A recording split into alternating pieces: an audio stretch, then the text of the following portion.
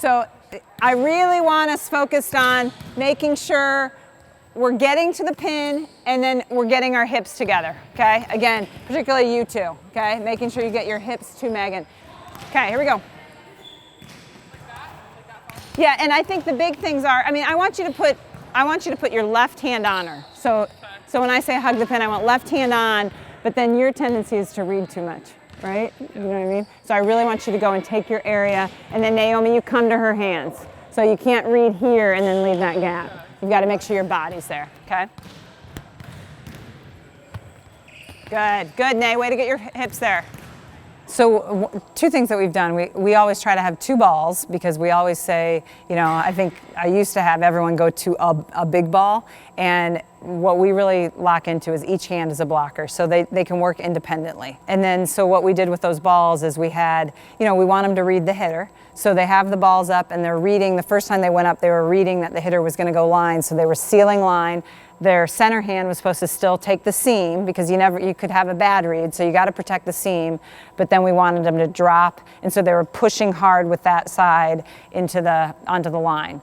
And then the second scenario was, hey, I'm still blocking line, but now I think they're going to go seam, and I'm pushing that ball into the seam. And ideally, a middle blocker is going to be right next to them, and they're both going to be pushing. We always say the hands should kiss. Like, we don't want a gap with those hands that they're going to protect seam. So in our philosophy is we want to protect seam at all cost. You know, we want the hitters to have to go around, or if they hit into the seam, that's what we've got to protect, because we don't have a defender where that block is supposed to be.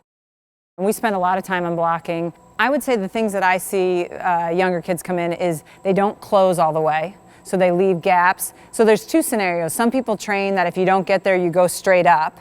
And there's college teams that train that. We would train, usually, we're going to train, even if your feet don't get there, get your hands there so you're making a wall.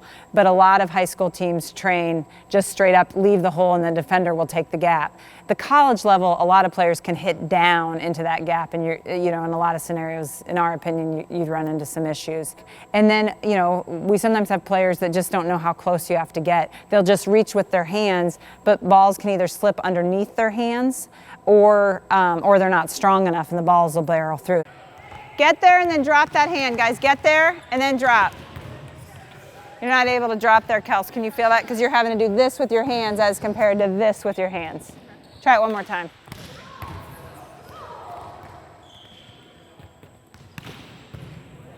You're windshield wiping a little bit. So let's go, and even if you can't get there with your footwork, I almost feel like you're not able to get there. So let's pretend we're here, so you've shuffled, and then make sure we get all the way out.